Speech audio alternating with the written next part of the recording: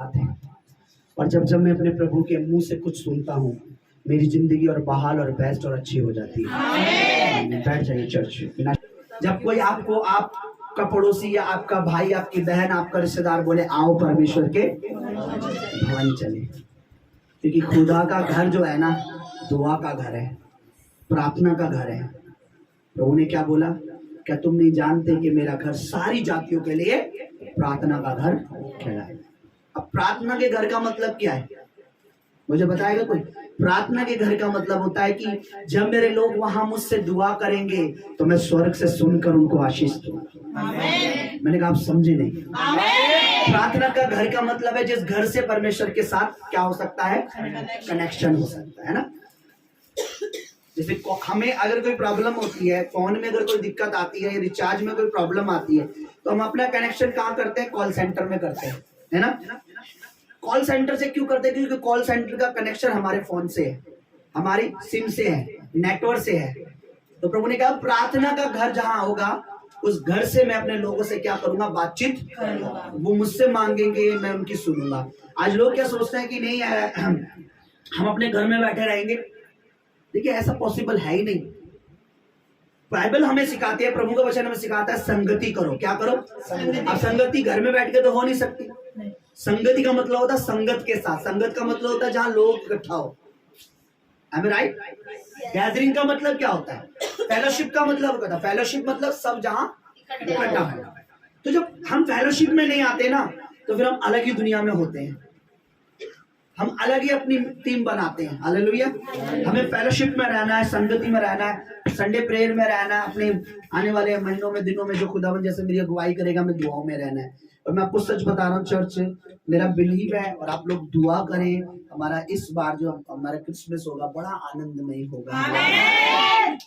पिछले साल से 100 गुना 100 गुना आनंद होगा।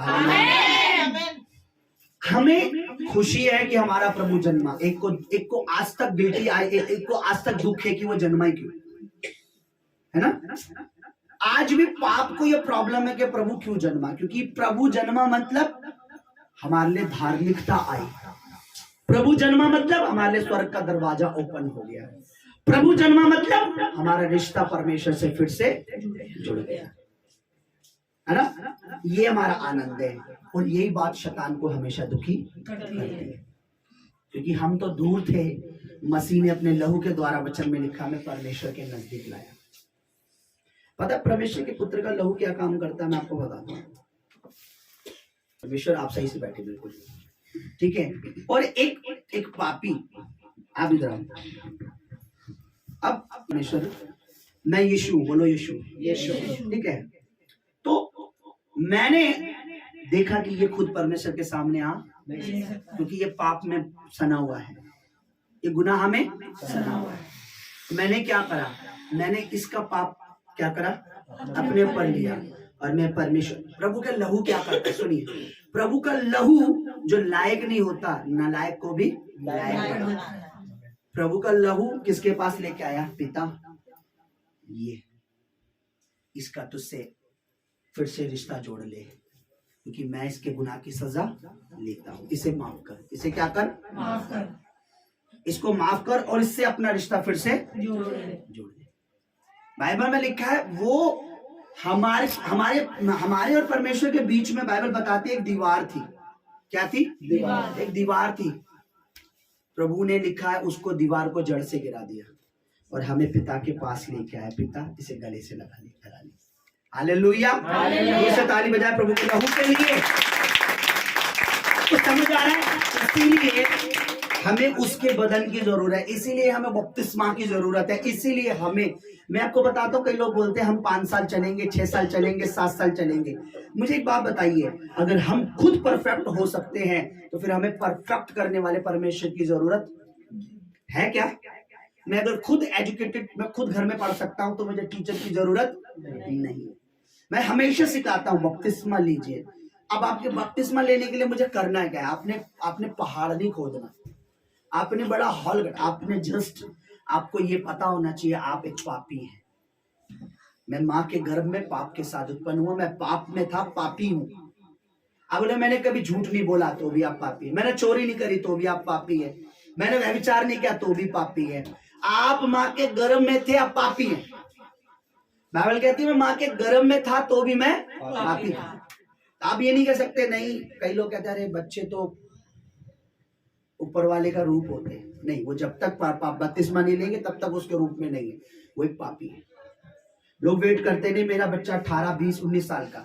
अगर आप माँ हैं, आप विश्वासी हैं, आपका बच्चा विश्वासी है, तो 20 का या 15 का, 16 का, 10 का, 12 का, आप उसको सिर्फ उसको ये पता होना चाहिए, नॉलेज होनी चाहिए। 5 साल नहीं, 6 साल का नहीं, उसको इतना समझ होनी चाहिए कि हाँ पाप। हालेलुया। बपतिस्मा लेना बहुत जरूरी है। जब हम बपतिस्मा लेते हैं, हमारी एक स्टेप, कई लोगों को ना पता नहीं है बपतिस्मा क्या है। हमारा एक कदम है प्रभु की ओर। प्रभु कहता तू एक कदम बढ़ा, मैं तुझे 100 कदम बढ़ा के खींच लूंगा। जब हम बपतिस्मा लेते तो हमारा एक स्टेप होता है कि प्रभु मैं तेरे पास आया हूं। प्रभु हमें ठुकराता नहीं है, प्रभु हमें गले लगाता है। तो बपतिस्मा बड़ा इंपॉर्टेंट है। हालेलुया। जब भी कभी आप देखेंगे कि बपतिस्मा जब भी हुआ है, एक वचन कहता है कि बपतिस्मा जो है अगर किसी ने लिया है तो उसने परमेश्वर को सच्चा साबित किया है। वचन में लिखा जिसने नहीं लिया वो अब भी परमेश्वर के विरुद्ध में है, यानी वो अब भी परमेश्वर को सच्चा, क्योंकि वो ये मानता है अगर मैं पापी हूं, मैंने बपतिस्मा लिया तो मैंने सच्चा ठहराया परमेश्वर के वचन को, कि वचन कहता है कि सबने पाप, क्या लिखा है वचन में, सबने पाप किया है और सब परमेश्वर की महिमा से रहित है। रहित का मतलब होता है अलग, परमेश्वर से सब अलग है। अगर मैंने बपतिस्मा लिया, पापों को अंगीकार किया, इसका मतलब मैंने अपने प्रभु के वचन को राइट ठहराया है कि मैं भी पापी था। और नहीं लिया तो इसका मतलब अब भी मैं परमेश्वर को सही, यानी परमेश्वर झूठ, मैं पापी नहीं हूं, यूं ही लिखा है वचन में। तो लिखा जिन्होंने लिया उन्होंने परमेश्वर को सच्चा मान लिया, जिन्होंने नहीं लिया उसके कारण ही वो नरक में जाएंगे, क्योंकि ज्योति जगत में आई और अंधकार ने उसे ग्रहण नहीं किया, क्योंकि उनके काम बुरे थे। अब लोगों को लगता है मैंने बपतिस्मा ले लिया तो अब जब तक मैं बहुत सारे पाप छोड़ूंगा नहीं तो मैं प्रभु भोज लूंगा नहीं। मुझे एक बात बताइए, प्रभु के लहू के बिना हम पवित्र हो सकते हैं क्या? नहीं। बोलिए नहीं। बाइबल बताती है, शरीर तो पहले ही बाइबल बताते हैं, शरीर के बारे में एक बात बाइबल हमें सिखाती है कि शरीर तो नाशवान है।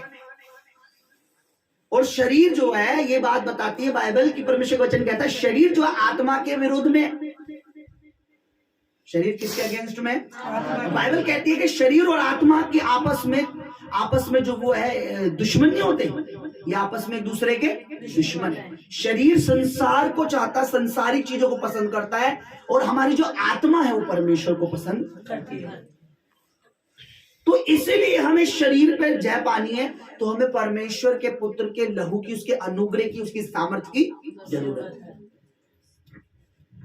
मैं आपको यहां जो खड़ा हूं मैं अपनी बताता हूं, मैं दूध का दूल्हा नहीं हूं, मैं खुदावन यीशु मसीह के लहू का दूल्हा हूं, यहां खड़ा हूं, वरना मेरी कोई औकात नहीं है। हालेलुया।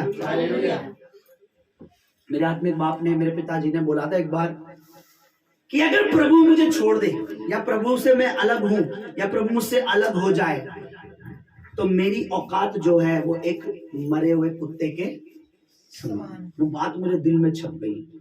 मैं समझ पाया कि परमेश्वर का आत्मा, उसका पवित्र आत्मा हमारे लिए कितना जरूरी है। परमेश्वर हमारे लिए कितना जरूरी है, क्योंकि अगर परमेश्वर है तो मैं हूं, परमेश्वर नहीं तो मैं कुछ भी नहीं।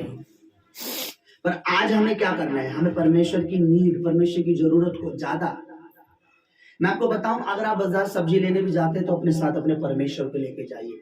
आप अच्छी से अच्छी सब्जी सस्ते में लेके आएंगे, क्योंकि आजकल मिलावट का जमाना, आपको नहीं पता कि कौन सी चीज आपको क्या दी जा रही है। नकली चावल, नकली अंडे, नकली ये, नकली वो। मैं आपको बता रहा हूँ, आप सोचेंगे मजाक है क्या? परमेश्वर आपके साथ जाना चाहता है, आपकी हर एक्टिविटी में शामिल होना चाहता है। परमेश्वर आपकी जॉब में ना, आपकी चेयर के साथ बैठकर आपको गाइड करना चाहता है कि देखिए काम ऐसे भी हो सकता है। आपको परमेश्वर आपकी हेल्प करना चाहता है। परमेश्वर हर जगह आपके साथ। अब देखिए, परमेश्वर कहता मैं द्वार पर खड़ा खटखटाता, अगर तुम दरवाजा खोलोगे तो मैं तुम्हारे घर में। परमेश्वर कहता अगर तुम मुझे अपनी जॉब पे साथ में आज ले जाना चाहेगा तो मैं जाऊंगा, वरना मैं घर पे हूं। परमेश्वर हमारे हर दिन में हमारे साथ रहना चाहता है। परमेश्वर हर पल हमारे साथ रहना चाहता है। आप टूर पे जा रहे हैं, घूमने जा रहे हैं, उसको साथ लेके जाइए। मैं दावा करता हूं आपका टूर बेस्ट होगा। आप बोलोगे पहले मैं गया था इतना आनंद नहीं था, अब मैं जा रहा हूँ इतना आनंद क्यों है? और आपको एक चीज और, खर्चा भी कम होगा। तो इतना कम खर्चा होगा और इतना आनंद होगा कि आप हिसाब जोड़ोगे, पिछली बार यही टूर में मैं गया था इतना ज्यादा था, इस बार मैं गया कम क्यों? क्योंकि इस बार प्रभु तेरे साथ है। और सामने वाला तुझे ठग नहीं सकता, क्योंकि प्रभु कैलकुलेटर से भी फास्ट है। उसको पता है ये की चीज कितने की है। हालेलुया। प्रभु को हर दिन अपने साथ रखना है। प्रभु को हर पल अपने साथ रखना है। देखिए गीत हमने गाया होगा, कभी आपने शायद सुना होगा, हर पल का वो ही है खुदा। गाया आप लोग? आपको कितने लोगों ने गाया ये? इसका मीनिंग क्या है? हर पल का खुदा, तेरे पल पल का परमेश्वर तेरा है। तेरे पल पल में परमेश्वर तेरे साथ होना चाहिए। नहीं तो मैं पास्टर जी अच्छे कपड़े सिलना जानती हूँ, नो, एक बार प्रभु को बोलो, प्रभु आज मेरी मदद कर, उससे बेटर सिलवाएगा प्रभु। आपकी पूरी कंपनी में ना परमेश्वर आपको चमक देगा। हालेलुया। परमेश्वर छोटी से छोटी, मैं अपनी बताता हूँ, मैंने वो सीखा है कि प्रभु को अपने साथ रखने से ना, मैंने आजमाया है कई बार, बहुत बार। परमेश्वर को अपने साथ ले जाने से हमारे काम बेहतर होते हैं, आसान होते हैं।